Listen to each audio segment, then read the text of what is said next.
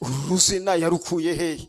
Wajya kumva uravutse ngo witwa banga mwabo, ubwo no mwanya nduzahaba barakuvumye karabaye.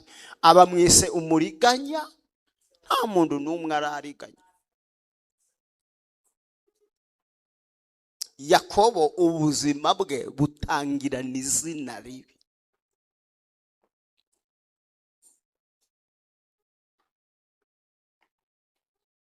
Hanyuma nk'umubyeyi uzi icyo Imana yavuze ku mwana, ngo nyina wa Yakobo yiyegereza Yakobo cyane, baba inshuti cyane. Hanyuma Esawu nawe ngo yari umuhigi, aragenda bishuti na se cyane. Ubwo Yakobo akundana na nyina, Esawu akundana na se. Hanyuma kubera ukuntu Yakobo yakundanaga na nyina, bivuga ngo iyo yabaga ari mu gikoni umuhungu yabaga amwicaye iruhande. Ikizagukiza ndikijya kure yawe. Umuhungu amenya gukaranga, amenya guteka bye. Reka mbabwire ikintu gikomeye, buriya buri muntu wese ikizamutunga arakigendana, ahubwo ikibazo nuko Satani aduhisha kumenya icy'agaciro ku buzima bwawe. Reka sobanura aka kantu muze kukumva. Mwari muzi ko habaho abantu babi? Apana mu myifatire, mu micoya, wamureba uko asa nuko ateye, cyo kavuga ati we ni mubi kabisa. Reka nitujya tuvuga ukuri ntimugahakane. Ubuze inyobewe ko ndi mugufi?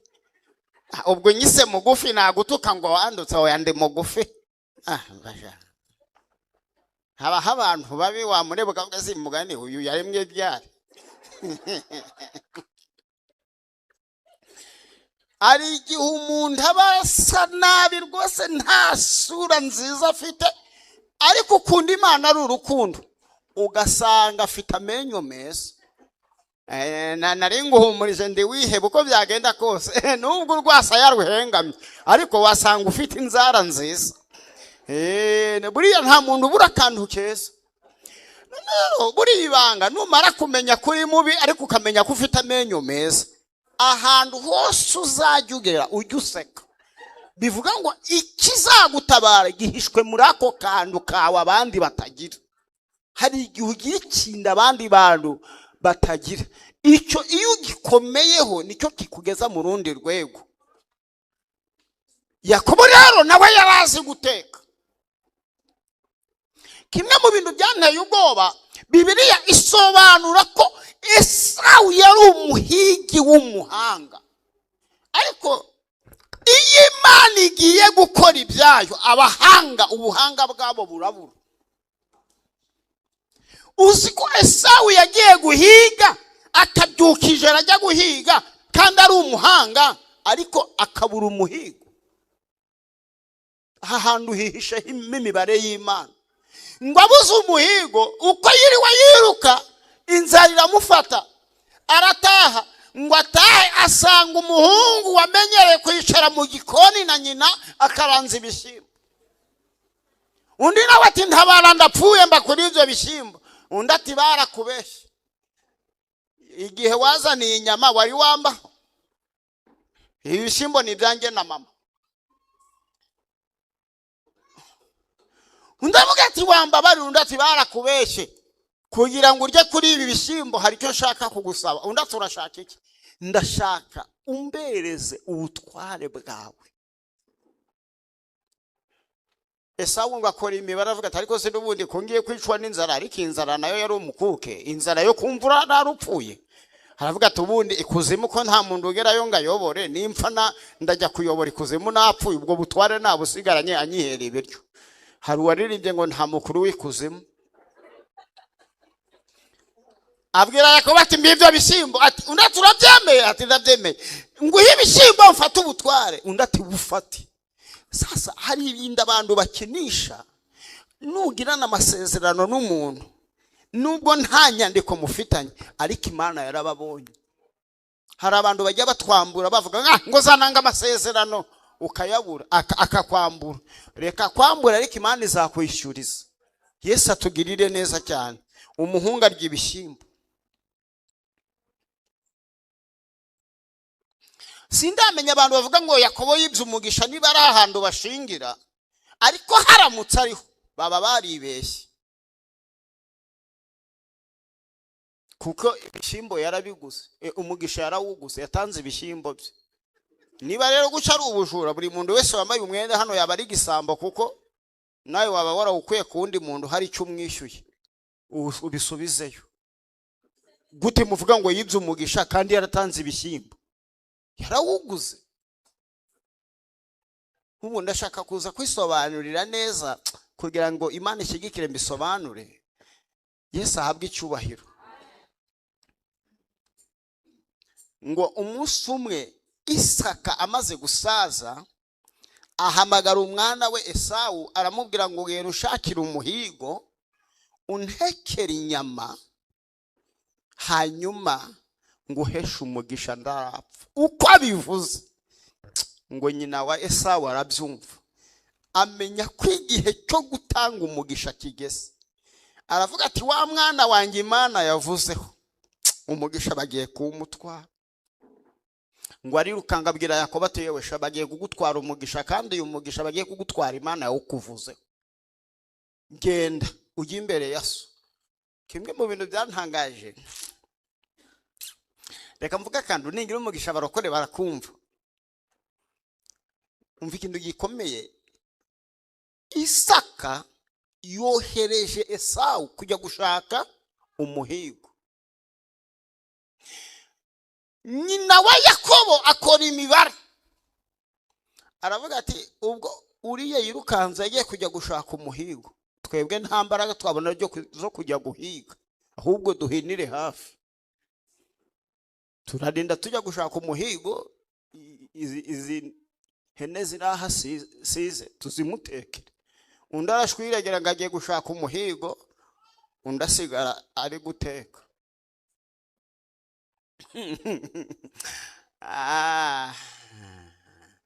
Yirirwa azenguruka ibibayaga ari gushaka umuhigo, abandi ntabyo guhiga bagiyemo, bafatiye bugufi, bahinira aho ngaho, bafata ihene. Yakubabwira nyina ati mama none papa nimujyanira ibi biryo, ndamubwira ngo ukunda ciciceka weho nge kukwigisha tekinike. Ndashaka wambara imyenda ya Esawu kugira ngo niyumva impumuro aze kumva ari wowe. Ngo afata uruhu ararumwambika rumushyira ku maboko kugira ngo namukoraho amwumveho ubwoye, kuko Esawu yagiraga ibyoye. Harangije aramubwira ati genda imbere ya so umubwire ko umuzaniye ibyo kurya, umuhigo wawe ubonye. Jya kubabwira nyina ati mama ibi ntabwo ari byo, kumbi ni izina riri kumugendaho, agiye kuriganya. Nyina aramubwira ati humura, niba ari n'icyaha icyo cyaha kimbarweho, weho genda. Hanyuma so nakubaza umubwire kuri Esawu. Umuhungu baragiye agera imbere ati papa naje. Ngo papa nagize ne?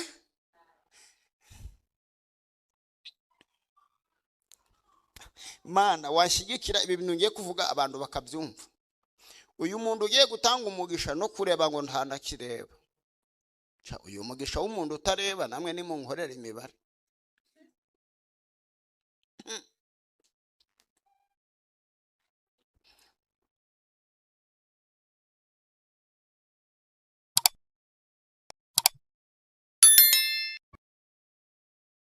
Karukungu, paruwasi ya Remera.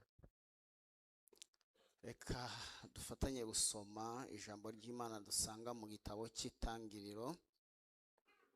Turasoma igice cya 35. Igitabo cy'Itangiriro igice cya 35, turasoma ku murongo wa 18. Itangiriro igice cya 35 umurongo wa 18 haravuze ngo kandi mwipfa rye ubugingo bwe buri. Natwe niyo mpamvu dusomera ijambo kugira ngo tutajya hirya y'insanganyamatsiko. Ndashaka ko Imana iguhe izina rishya ry'umugisha. Imana iguhe izina rishya ry'umugisha. Iyi nkuru dusomye ubundi mu buzima busanzwe ijambo ryose rigira agaciro bitewe n'umuntu rivuze. Ubundi ni nayo mpamvu Yesu yahamagaye abantu benshi batandukanye ndetse ahamagara no mu bice bitandukanye. Ahamagara ba Petero bari abarobyi, ahamagara abari abanditsi, abari abakoresha b'ikoro, kugira ngo mu mpande zose zitandukanye buri ruhande bafite umuntu uzigisha bo mu ruhande rwe babasha kugira ngo babashe kumva. Ni nayo mpamvu iyo Yesu ahamagara abakene, agahamagara n'abakire, agahamagara n'injiji, agahamagara n'abanyabwenge. Buri kosa uzakora mu buzima ni ugutandukanya abo bantu, ukibwira ko umwe yabwira abandi bakumva. Buriya buri gice cyose gifite abakibwira bakumva. Yesu ashimwe. Buriya uyu Mahombe mureba aya mashuri ye yize hari ahandi atakora. Nge nagerayo njyanyeyo bwabujiji bwanjye bakavuga ati ngo umugenzi wacu arahageze. Ariko naye yakicarana n'abafite za kaminuza baravuga ati muhame hamwe twigisha ari kuvuga ibyo yize. Ni nayo mpamvu umuntu umwe yaravuze ngo burya ngo ishimwe ry'umunyonzi ngo ryumvwa n'umunyonzi mugenzi we. Ntushobora kubwira abanyonzi ibibazo bihari utari umunyonzi ngo bazakumve. Ningira umugisha muraza kumva icyo ushaka gusobanura. Yesu ahabwe icyubahiro. Buriya rimwe mu kosa Yesu yakoze akaza kurikosora nyuma ni ugutoranya abigishwa be, ariko agenzuye asanga yatoranije injiji gusa kandi akeneye no kuzabona abanyabwenge. Arangije ajya guhamagara Pawulo sha. Aravuga ati sha weho warize ngwino ujye umpanganira n'aba banyamashuri. Mu gihe Petero ari kuvuga za wi noneho Sawuli we ajya kubitamo naso. Nuza n'amatiku mu byanditswe usange Sawuli yarabisobanukiwe neza cyane. Kubera iki? Kubera ko iyo umuntu asobanura ibintu yabayemo abisobanura byumva. Kubera iki ibindi kubivuga? Ni iri jambo dusomye inkuru y'abantu babiri bari kwita umwana izina. Umuntu wa mbere wise umwana izina ni umugore. Agiye kumwita izina amwita Benoni, ariko se ahita asenya izina ako kanya. Aravuga ati mbabarira winyitira umwana izina, iby'izina ryangoreye ntabizi. Have winyitira umwana Benoni, ahubwo ngewe shingiye ku mbaraga z'izina umwana wanjye mwise Benjamin. Yesu ashimwe. Uyu mugore wise uyu mwana izina ni Rasheli. Yesu ahabwe icyubahiro. Hanyuma umugabo wavuguruje izina ni Yakobo. Umwe mu bantu bazi ingaruka z'izina kurusha abandi. Yesu ashimwe. Buriya hari igihe nigeze ntekereza kuri iri jambo. Buriya abanyarwanda bari abahanga bigeze bavuga umugano uvuga ngo izina ni ryo muntu. Izina muzasoma inkuru z'umugabo witwa Nabali. Ngo Nabali ngo bisobanura ikigoryi. Umuntu aratunga agira intama agira amashyo ariko ari ikigoryi. izina riramukurikirana arinda apfa ari ikigoryi hejuru y'izina. Buriya kera abanyarwanda, buriya ndagira ngo mbabwire ikintu gikomeye, twese uku twicaye nta muntu n'umwe ufite izina rye. Ashobora kubivuga wenda ntimubyumva, ariko ningira umugisha murabyumva. Twese twicaye aha atavuyemo n'umwe, buri muntu nta n'umwe ufite izina rye, ahubwo afite izina ry'ingaruka z'ababyeyi be. Umunsi umwe ababyeyi baricaye, nabibonye ku irangamuntu bari kwerekana ngo amarangamuntu afite amazina adasanzwe.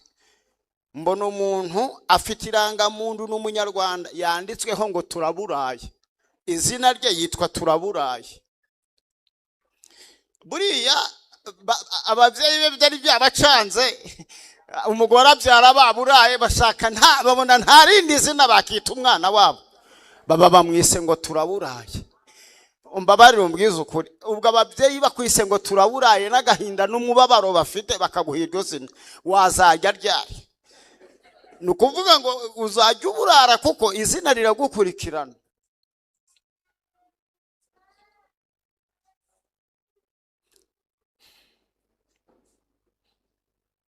Yesu ashimwe. Aragabo twari duturanye n'abasaza, nyine ayo mazina bayitanye bakiri bato, barakura ariko bakura ayo masaza bayafite, ayo mazina barahimba. Umwe yarabyaye umwana ashaka kukabwira mugenzi we ngo amuhamye, arangije aramubwira ati ariko shati witonde, umwana bamwise ngo biheza ndi, ngo bihe ibindi. None ubwo yaramubwiye ngo ibihe ibindi ngo nawe bizakugeraho. Undi nawe ahita abyara umwana ahita amwita ngo biheza ndese, nawe bizakuzaho ntawe biheza. None ugasanga amazina dufite ni ingaruka z'ibibazo by'ababyeyi bacu. None rero dufite amazina twise n'ababyeyi bacu, hari n'amazina duhabwa n'ibihe, hari n'amazina duhabwa n'ibigeragezo. Mushiki wacu avuye aha ngaha avuze ijambo rikomeye, aravuze ngo mu myaka 6 Imana imukuyeho izina ubundi mu buzima hari izina udashobora gusubiza iyo ryaje riba ryaje, kubera igihe kijya kita umuntu izina. Ntabwo wajya mu bitabo ngo babwire, cyangwa mwiterano ngo babwire ngo ndimuzongere kunyita umupfakazi kandi warapfushije umugabo. Hamwe iryo zina ryakire, ntabwo ari bo bamwishe, nyine iryo ni izina ryazanywe n'ibihe. Yesu ashimwe. Urarinda utongana niba bavuga ngo abashomeri muhaguruke, wagize buryo ngo uhaguruka ari wowe uhita umenya ko bakuvuze, kuko ako kazina ni akawe. Niba bavuga ngo abashomeri uhita uvuga ati baraduhamagaye natwe, ugahita uvuga ati izina ryacu rigezweho.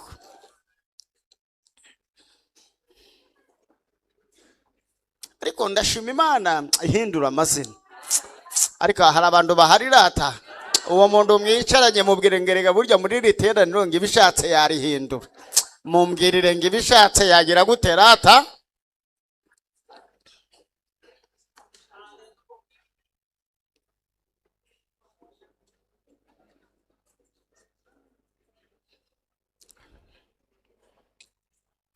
Reka mvuge gato kuri uyu mugabo tumwumve, hanyuma tuze gusenga kugira ngo Imana ihindure amazina yacu.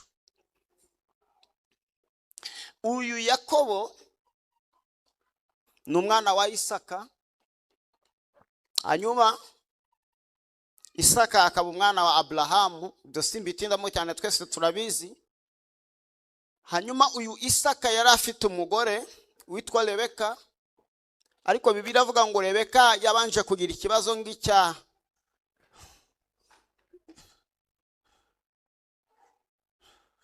Sara, nawe abanza kubura urubyaro.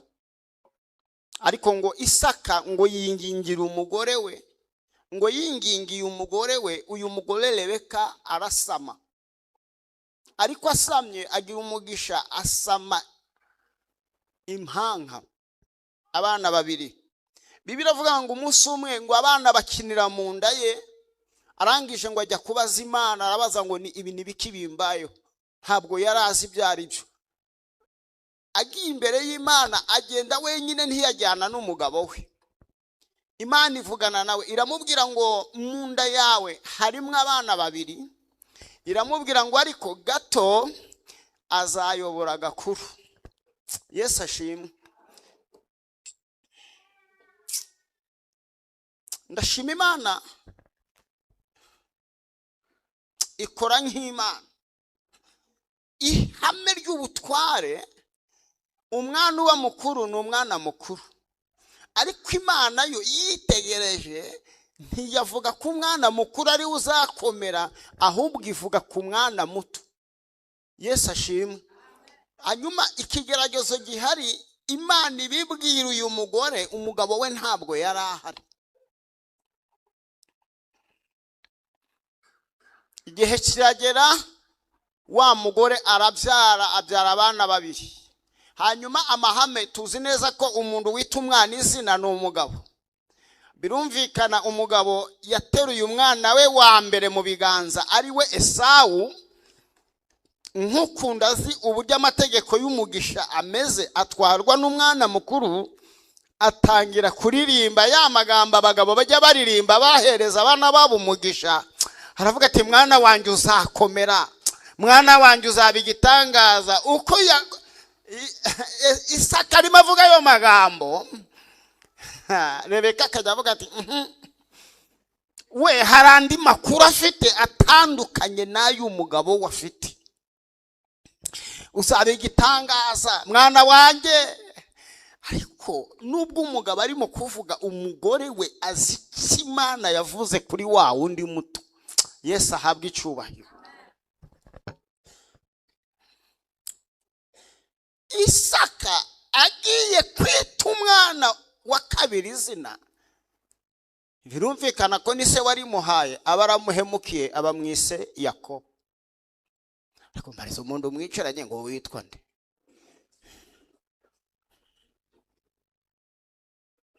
Reka mbabwire ibyago bibaho. Kimwe mu bintu nani uyu munsi ngibaza, abantu bakunda ijambo ry'Imana muzafashe dukora ubushakashatsi tubigenzure tuzabisobanurira abantu. Yakobo bisobanura umuriganya. Uyu mwana karibwa kivuka ava mu nda ya nyina, ubu ise uru ruzina yarukuye he?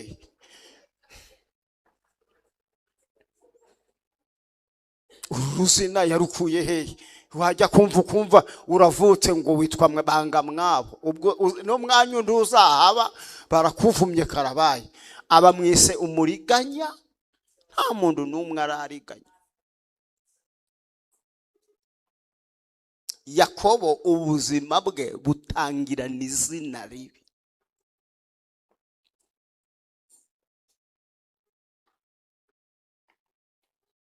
Hanyuma nk'umubyeyi uzi icyo Imana yavuze ku mwana, ngo nyina wa Yakobo yiyegereza Yakobo cyane, baba inshuti cyane. Hanyuma Esawu nawe ngo yari umuhigi, aragenda bishuti na se cyane. Ubwo Yakobo akundana na nyina, Esawu akundana na se. Hanyuma kubera ukuntu Yakobo yakundanaga na nyina, bivuga ngo iyo yabaga ari mu gikoni, umuhungu yabaga amwicaye iruhande. Ikizagukiza ndikijya kure yawe. Umuhungu amenya gukaranga, amenya guteka bye. Reka mbabwire ikintu gikomeye, buriya buri muntu wese ikizamutunga arakigendana, ahubwo ikibazo nuko Satani aduhisha kumenya icy'agaciro ku buzima bwawe. Reka nsobanura aka kantu muze kukumva. Mwari muzi ko habaho abantu babi? Apana mu myifatire, mu mico ya wamureba uko asa nuko ateye, cyo kavuga ati uyu ni mubi kabisa. Reka nitujya tuvuga ukuri ntimugahakane. Ubu se inyobewe ko ndi mugufi? Ubwo nyise mugufi nagutuka ngo wandutse oya ndi mugufi? Baja. Habaho abantu babi wamureba ukavuga ati mugani uyu yaremwe byari. Ari igihe umuntu aba asa nabi rwose, nta sura nziza afite, ariko ukunda Imana ari urukundo ugasanga afite amenyo meza. Nari nguhumurije ndi wiheba uko byagenda kose nubwo urwasa yaruhengamye ariko wasanga ufite inzara nziza. Buriya nta muntu ubura akantu keza. Buriya ibanga numara kumenya kuri mubi ariko ukamenya ko ufite amenyo meza, ahantu hose uzajya ugera ujya useka. Bivuga ngo ikizagutabara gihishwe muri ako kantu kawe abandi batagira. Hari igihe ugira ikintu abandi bantu batagira, icyo iyo ugikomeyeho nicyo kikugeza mu rundi rwego. Yakobo rero nawe yarazi guteka. Kimwe mu bintu byanteye ubwoba, Bibiliya isobanura ko Esawu yari umuhigi w'umuhanga, ariko iyo Imana igiye gukora ibyayo abahanga ubuhanga bwabo burabura. Uzi ko Esawu yagiye guhiga akabyukije arajya guhiga kandi ari umuhanga ariko akabura umuhigo. Aha hantu hihishe imibare y'Imana. Ngo abuze umuhigo uko yiriwe yiruka inzara iramufata arataha. Ngo atahe asanga umuhungu wamenyereye kwicara mu gikoni na nyina akaranza ibishyimbo. Undi nawe ati ntabara ndapfuye mba kuri ibyo bishyimbo. Undi ati barakubeshye, igihe wazaniye inyama wari wambaho, ibishyimbo ni ibyanjye na mama. Undi avuga ati wambabari. Undi ati barakubeshye, kugira ngo urye kuri ibi bishyimbo hari icyo nshaka kugusaba. Undi ati urashaka iki?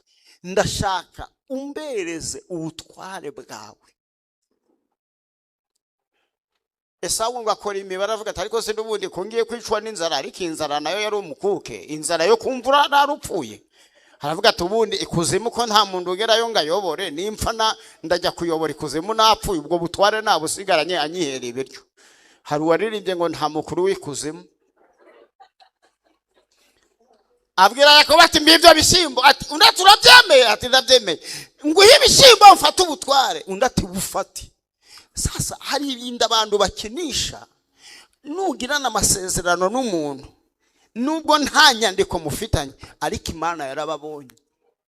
Hari abantu bajya batwambura bavuga ngo zananga amasezerano ukayabura akakwambura. Reka kwambura ariko Imana izakwishyuriza. Yesu atugirire neza cyane. Umuhungu arya ibishyimbo. Sindamenya abantu bavuga ngo Yakobo yibye umugisha niba ari ahantu bashingira, ariko haramutse ariho baba baribeshye, kuko ibishyimbo yarabiguze. Umugisha yarawuguze, yatanze ibishyimbo bye. Niba rero guca ari ubujura, buri muntu wese wambaye umwenda hano yaba ari igisambo, kuko nawe waba warawukuye ku wundi muntu hari icyo umwishyuye ubisubizeyo. Gute muvuga ngo yibye umugisha kandi yaratanze ibishyimbo? Yarawuguze. Ubu ndashaka kuza kwisobanurira neza kugira ngo Imana ishyigikire mbisobanure. Yesu ahabwe icyubahiro. Ngo umunsi umwe Isaka amaze gusaza ahamagara umwana we Esawu aramubwira ngo genda ushakire umuhigo untekere inyama hanyuma nguheshe umugisha ndarapfa. Uko abivuze ngo nyina wa Esawu arabyumva, amenya ko igihe cyo gutanga umugisha kigeze. Aravuga ati wa mwana wanjye Imana yavuzeho umugisha bagiye kuwumutwara. Ngo arirukanga abwira Yakobo ati yewe sha bagiye kugutwara umugisha, kandi uyu mugisha bagiye kugutwara Imana yawukuvuze. Genda ujye imbere ya so. Kimwe mu bintu byantangaje, reka mvuga kandi ningira umugisha abarokore barakumva. Umva ikintu gikomeye, Isaka yohereje Esawu kujya gushaka umuhigo. Nyina wa Yakobo akora imibare, aravuga ati ubwo uriye yirukanze yagiye kujya gushaka umuhigo, twebwe nta mbaraga twabona zo kujya guhiga, ahubwo duhinire hafi. Turarinda tujya gushaka umuhigo, izi hene ziraha size tuzimutekere. undi arashwiregera ngo agiye gushaka umuhigo, undi asigara ari guteka.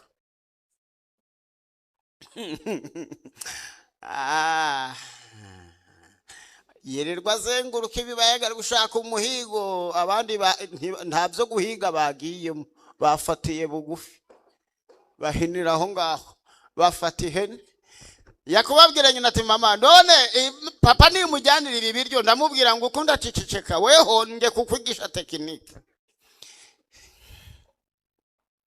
Ndashaka wambara imyenda ya Esawu kugira ngo niyumva impumuro aze kumva ari wowe.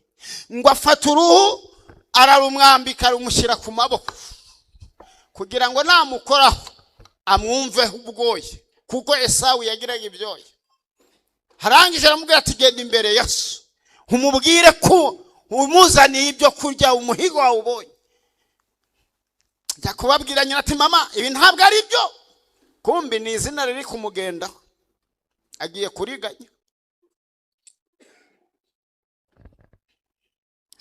Nyina aramubwira ati humura, niba ari n'icyaha icyo cyaha kimbarweho, weho genda, hanyuma so nakubaza umubwire kuri Esawu. Umuhungu baragiye agera imbere ati papa naje. Ngo papa nagize ne?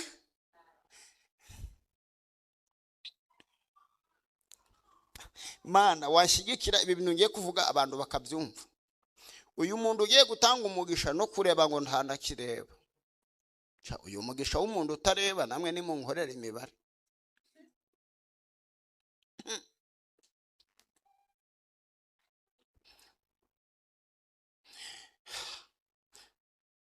Shimwa papa. Aramubwira none urinde? Aramubwira ngo nde Esawu umwana wawe. Isaka aravuga ati ariko rero nubwo nshaje ngaba ntakireba, yewe mwa aka kanya umuhigo ukuye he? Undi ati Imana yawe yajyanye nanjye ngo ubonye vuba, fatiye hariya hafi ndawurangije ndawubonye. Imana yawe yampaye ihirwe. Hamwe ati uri umwana wanjye koko? Ati ni umwana wawe. Ategera hino mbanze numve. Yakobo yegera se, arabanza aramwihumuriza, ngo amwihumurize yumva impumuro neza neza. Nesa ati uyu ni umwana wanjye koko. Ategera hino ngo ukoreho sha, umuhungu wanjye ndamuzi twarakuranye. Ngo amukoraho, akozeho abakoze ku bwoya, aturiwe kabisa. Ti mwana wa ndende kukumva ari wowe. Ni wowe? Undi ati ni ngewe. Ahubwo atari ko mfite kibazo kimwe, ndiko kwihumuriza ngumvure Esawu, nagukora ngumvure Esawu, ariko wavuga ngumvure Yakobo.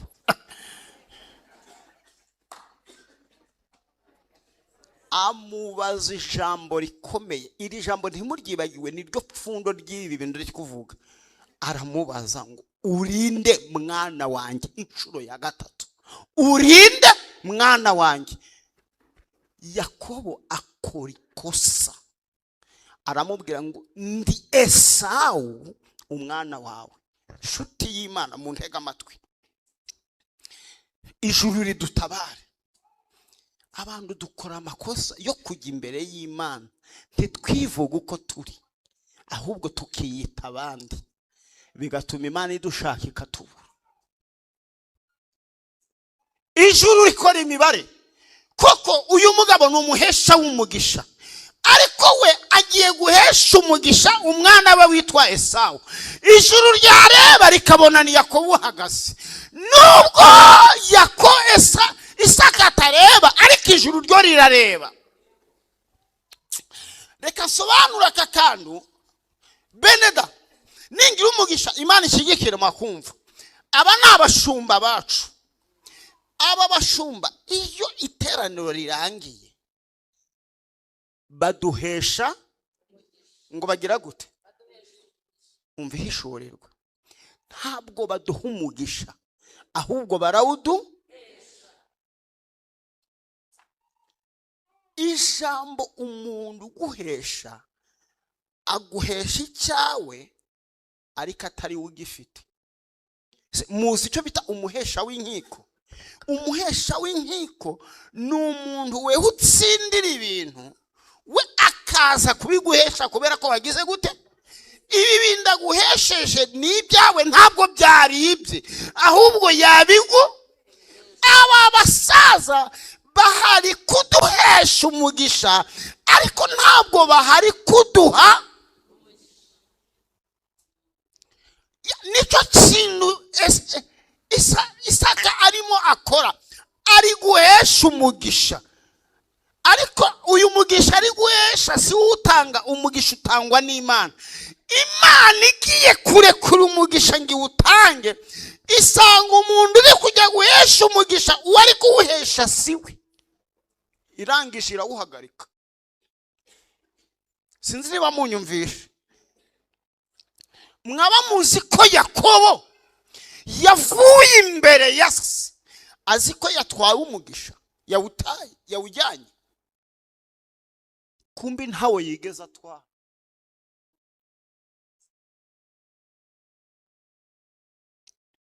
Yesu ashimwe.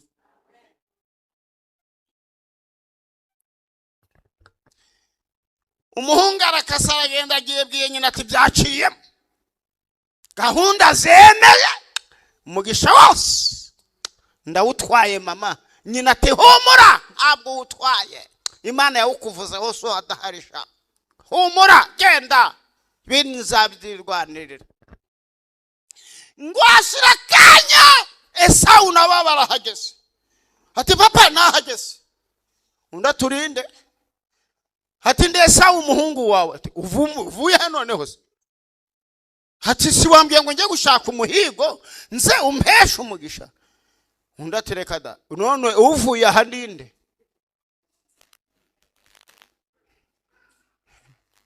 Esawu ati reka da, ntawe uvuye aha ninjye uhageze nje nona. Umva ijambo Isaka yavuze.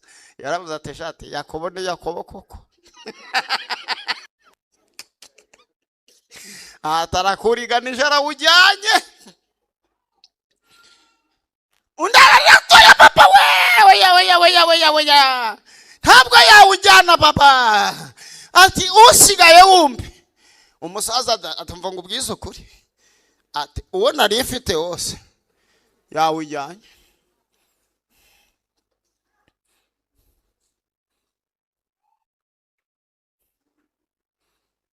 Twihute. Imva ikintu gitangaje.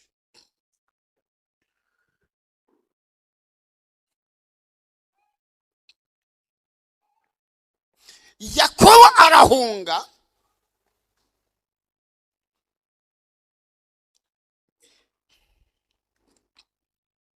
Esawu nawe afata umugambi wo kwica Yakobo.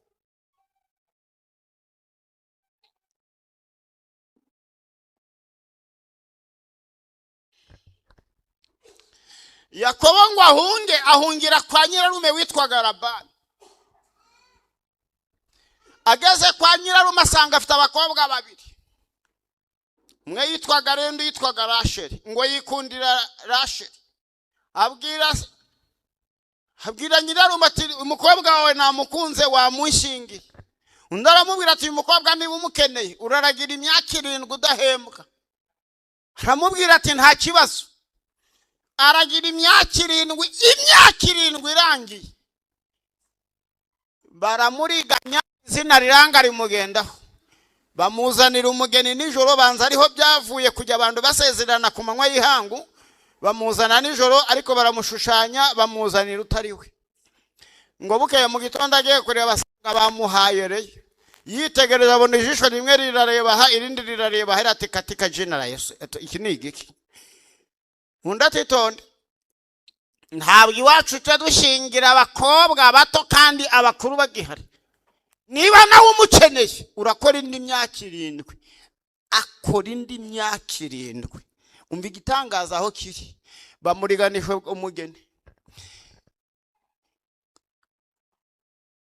Arangije ababonye umugore w'inzozi ze. ari we Rasheli, amukunda urukundo rw'ikirenga kuko niwe yakundaga.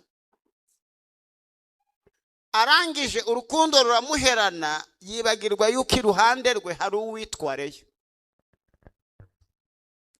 Imana yitegereje ngibona Leya aranzwe, yitegereje Rasheli ibona arakunzwe. Umva ikintu ngundira Imana, iyo abantu bakuvuyeho Imana ikuzaho cyane. Imana iravuga ati niba yakunzwe n'umugabo we, reka nanjye niyikundire uyu bataye. Nari mvuze ngo n'abakuriho nibashake bakuveho kugira ngo Imana ibone ukwiza neza.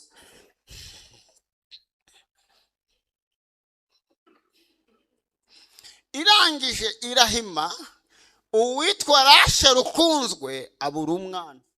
Leya udakunzwe nayo imuhoza amarira, imuha abana.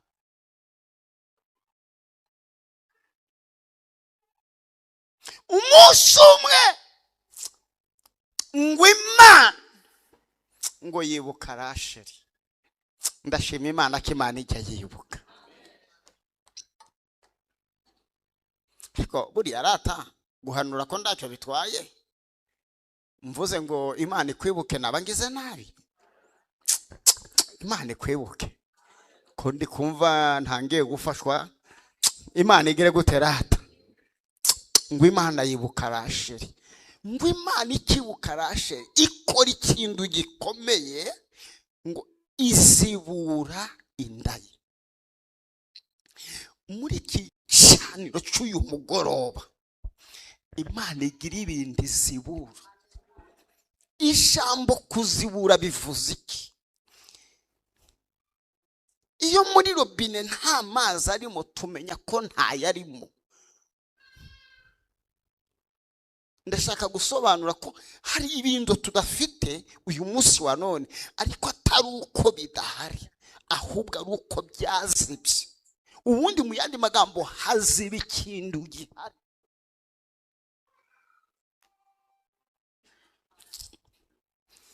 Murahari? No, kuba udafite akazi si uko kadahari, ahubwo inzira gacamo yarazibye. Kuba udafite amafaranga si uko amafaranga yawe adahari, ahubwo ikibazo hari ahantu byazibiye. Bano Imana ize izibure ibyawe byazibye. Suko Rasheli atabyaraga, ahubwo indi byara yari yarazibye. Imana ikora igikorwa cyo kuzibura. Imana irazibura. Imana izibura inzira y'umugisha wawe. Imana izibure inzira z'igisubizo cyawe. Erai pena enagure saidemeni gro. Hari igihe biba byarazibye ariko bihari. Ubutabazi bwawe buhora ariko bwarazibye. Ngo Imana izibura inda ye, ngo arangije arasama. Haleluya. Ngo abyara umwana w'umuhungu amwita Yosefu. Ngo bisobanura ngo Imana inguyeho igitutsi.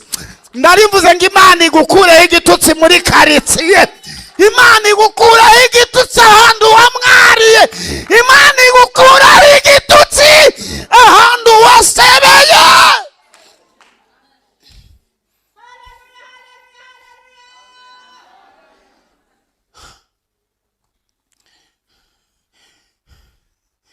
Yohana yaranditse mu gitabo cy'ibyahishuwe.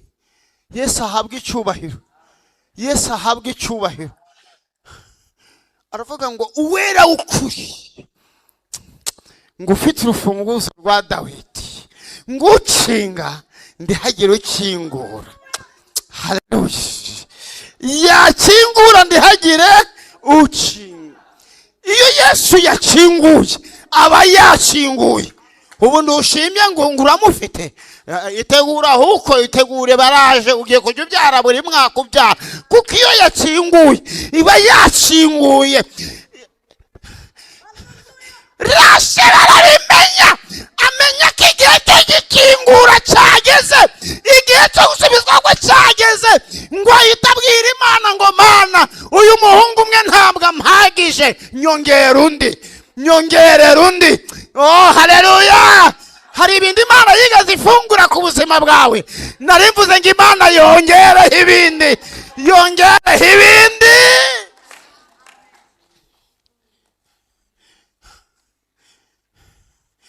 Ngo Imana imwongera undi muhungu. Uyu muhungu rero niwe twasomye ngo yagiye kumubyara, ngo ariko amubyara bigoranye cyane, ngo ababaye cyane. Arangije afata umubabaro we wose aravuga ati sha uyu mwana arambabaje, nanjye reka mwite izina ry'uyu mubabaro. Aravuga ati mwise Benoni, bisobanura ngo umubabaro. Yakobo aravuga ati banyise Yakobo umuriganya, barandiganya bagera aho bandeganyije n'umugore, none umwana wanjye nibamwita umubabaro ubwo yarazaseka. Ahita avuga ati reka iryo ndarihakanye. Yitwa Benjamin, ngo bisobanura ukuboko kwanjye kw'iburyo. Yesu ahabwa icyubahiro.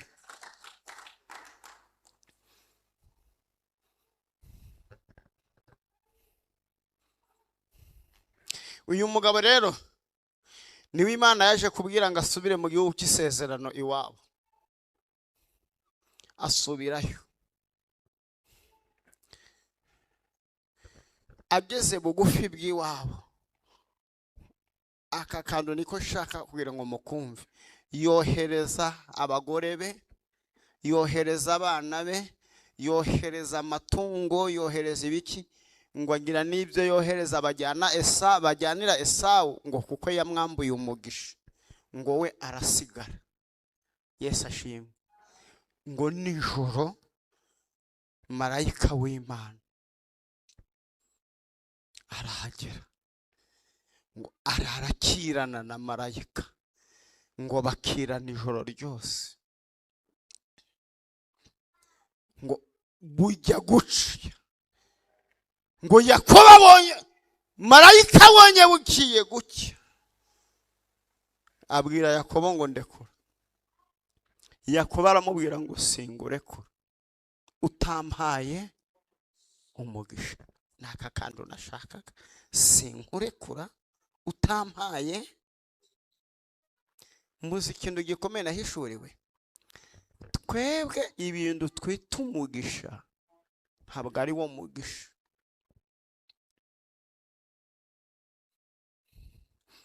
Nk'ababa baririmbyi, hari igihe muririmba na korari mukitangira, bamwe ari abanyonzi, abandi ari abadozi mu isoko, abandi bakora utuntu bapfundapfundikanya. Umwe akaba arazamutse akaba agiye kurangura mu Bushinwa, ejo akabaguza imodoka, akaba yubatse inzu zazinda bita ngo nuducurama. Mwarangiza mukavuga ngo shanga Imana yamuhaye umugisha. Ntabwo uriya ari umugisha. Inzu si umugisha, imodoka si umugisha. Ushobora kubivuga gutyo mukavuga ati ni ryahungabana ry'abakene bavuga ngo amafaranga ndacyamaze, kumba ari uko batayafite. Ngende kubivuga nanjye amazu ndayafite, ariko ndabizi neza ko atari wo mugisha. Mfite abana ariko ndabizi ko atari wo mugisha. Yesu ahabwe icyubahiro. Ibintu twise umugisha ntabwo ari wo mugisha. N'udufaranga ntacyo bitwaye, ndatugendana ndugire ngo hano naburamo iya 2, kandi amafaranga menshi ahera kuri 2. Numva niba ngendana 2 ndayafite menshi. Ndashaka gusobanura icyo bita umugisha, ari nawo dukeneye. Ngo Yabesi yari umunyacyubahiro kurusha abandi bose, ariko izina rimubana izina. Ajya kubwira Imana ngo Mana ndashaka unyagurire imbago, undinde ibyago binjye kure ntibimbabaze. Nubwo afite ibintu ari umunyacyubahiro, ariko nta mugisha. Ariko hari icyo arimo gushaka ku Mana, nicyo dushaka muri uyu mugoroba. Imana iduhe iki? Umugisha.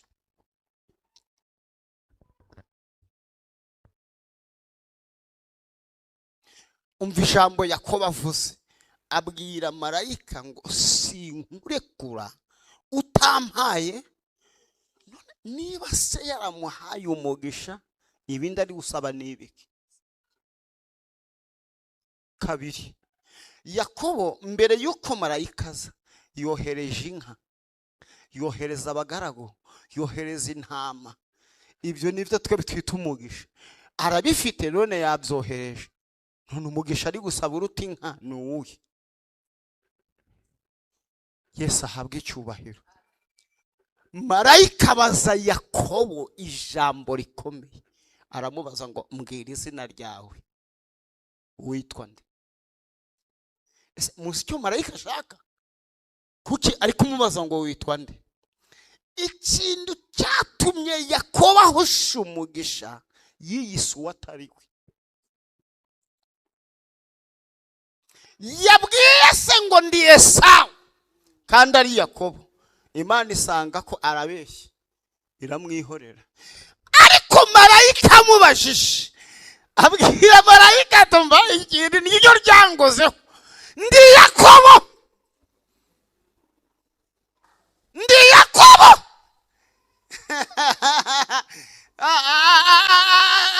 Se muraho buriya isi irigisha.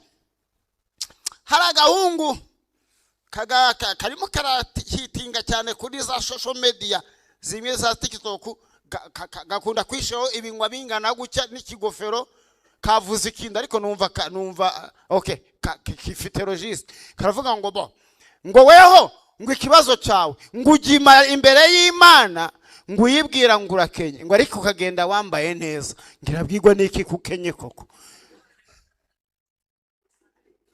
Uri murabwira Imana ngo urakenye kandi waje wambaye neza? Nsanga nubwo bisekeje ariko birimo akantu ko gutekereza, birimo akantu ko kugira ute. Mu yandi magambo Yesu ahabwe icyubahiro. Yarashatse kuvuga ngo niba uzi kuri umukene ukabuje kubwira Imana ko ukenye, ngwino wambaye ng'abakene nikureba ikubone mwise y'umubiri. Icyo yarashatse kuvuga mu yandi magambo, nujuze imbere y'Imana ujuze ufite gahunda yo kwibwira ukuri kwawe kuzuye, ku buryo itari bukwitiranye n'undi. Yesu ahabwe icyubahiro. Ubu abwira Imana ngo ndi Yakobo, ninjye wiswe umuriganya. Yesu ahabwe icyubahiro. Marayika aravuga ngo noneho wa muntu wabeshe bwa mbere noneho aramaze kumenya uwo ari we. Yesu ahabwe icyubahiro. Yesu ahabwe icyubahiro. Marayika w'Imana ahindura izina. Yesu ahabwe icyubahiro. Arangije amubwira ijambo rikomeye, aramubwira ngo ntukikiswe Yakobo ukundi, ahubwo uhereye umunsi wa none wiswe Isiraheli. Yesu ahabwe icyubahiro. Isiraheli bivuze iki? Isira bisobanura igihugu, Eli bisobanura Imana. Yesu ahabwe icyubahiro. Isira bisobanura ubwoko, Eli bisobanura Imana. None ngwambuye rya zinya witwaga umuriganya, ahubwo ngwise ubwoko bw'Imana. Yesu ahabwe icyubahiro. Nono yamburwa izina ry'umuvumo, ahabwa izina ry'umugisha, kugeza ubwo yahindutse igihugu. Yesu ahabwe icyubahiro. Yesu ashimwe cyane. None imirimo navuze ngo icyo twita umugisha si wo mugisha. Narangije kumenya ko muri iyi minsi umuntu ashobora gutunga igitanda gifite agaciro karenga miliyoni 10. Ubi nimbivuga ushobora kutabyemera bitewe n'icyo uraraho, ariko nge nakiryamyeho cyakora cy'abandi, ariko ngiryamaho. Igitanda gifite agaciro ka miliyoni 10, ariko umuntu akakiryamaho akabura ibitotsi. Uwo muntu afite ibintu ariko nta mugi. Nongere mbabwire ko icyo bita umugisha Imana itanga uhishwe mu bindi amaso yacu atabona. Kimwe mu migisha dutunze abantu benshi batazi kandi ari icy'agaciro ni ibitotsi. Ndashima Imana ko nta bitotsi by'ikibose bibaho, nta n'ibitotsi by'igikene bibaho.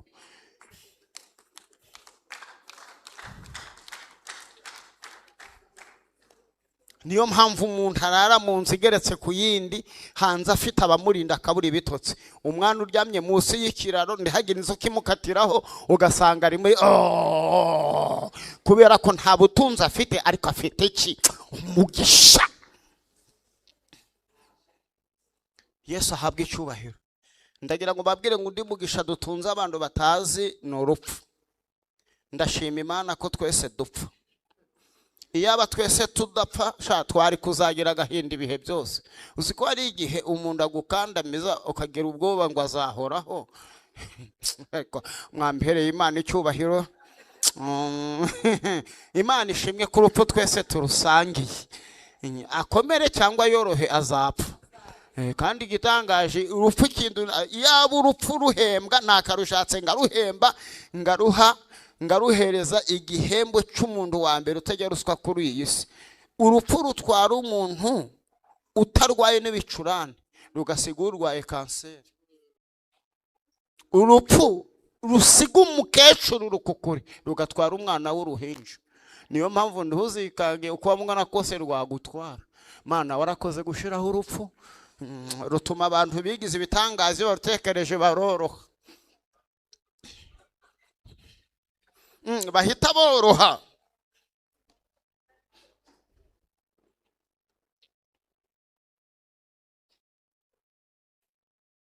Haleluya. Oh haleluya. Icyo bita umugisha ni amahoro, ni amahoro. Wari wabona umuntu utunze za miliyoni na miliyoni ariko kwa muganga bakamubwira ati witonde. Ubu naringiye kuvuga ikintu ngunda. Reba gutunga amafaranga bakakubwira ati wirinde ntukarya akanyama. Nabwiye Imana ni indwara izankura ku nyama, bazajya gucukura hakiri kare.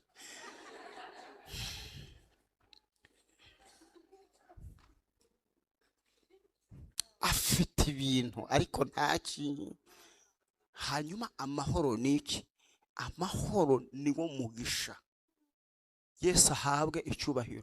Ijambo Yesu yabwiraga abigishwa be kuherekera kose indamukanyo ye yaravuga ngo amahoro yanjye abe muri mwe, kandi Kristo niwe mahoro yacu.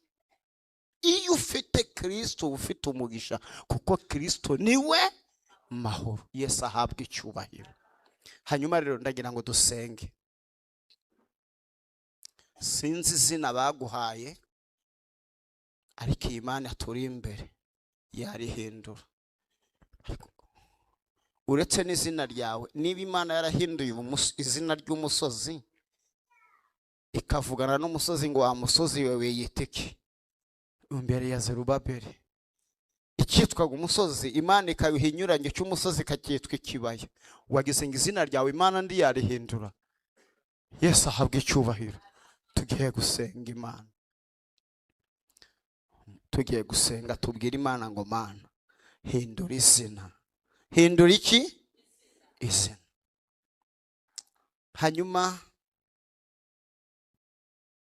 umugisha wa mbere dukwiriye gutunga by'ukuri ni ugutunga Kristo, kuko Kristo niwe mahoro yacu, ubu niwe mugisha wacu. Yesu ahabwe icyubahiro.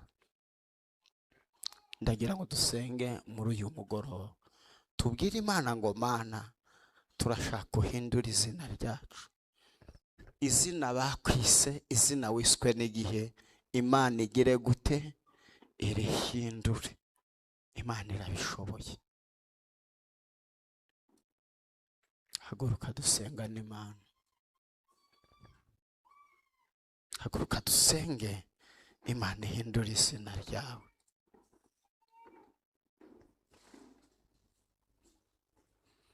Imana ihindura izina ryawe.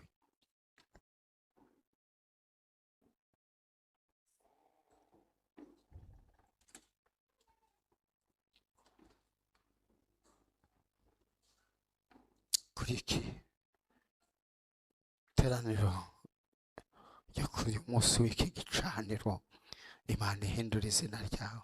Uko yahaye Yabesi izina rihwanye n'umugisha, ikamwagurira imbago, ikamurinda ibyago bikamuba kure, aba ariko nawe tw'Imana bidukorera. Imana ikwagurira imbago, Imana ikurinda ibyago bikujye kure, uhabwe umugisha ufite izina. Yesu ahabwe icyubahiro. Nyakubahwa Yesu, uri mwiza. urera.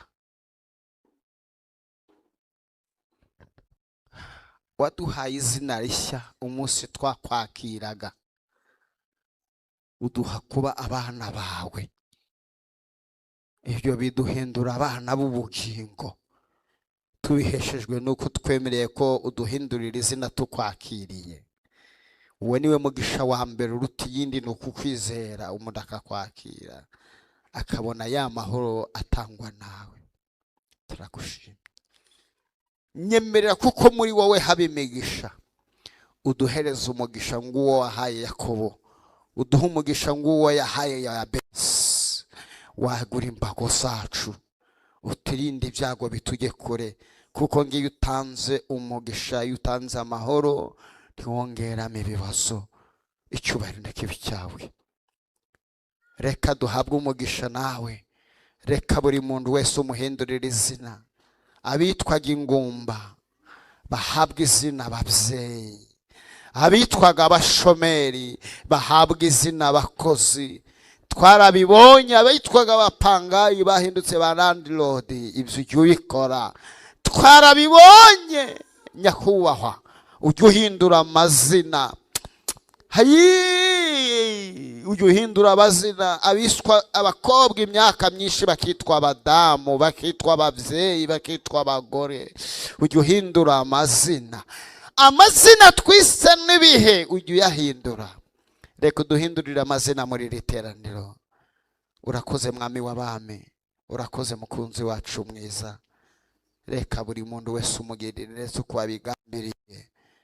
Usukangara ibyaduhaye amazina adakwiriye, ngo ukabaririmbye baririmbye ngo ujye ubikangara. Icyo ukangaye kiragenda, izina ryacu rigahinduka. Uhabwe icyubahiro. Urakoze mwami w'abami, urakoze kubikoze kandi kubikoreye kwiyubahisha. Icyubahiro kibi cyawe. Reka dukomere Imana amashyi. Imana ibampera umugisha kandi Imana y'amahoro ibishimire. Amen.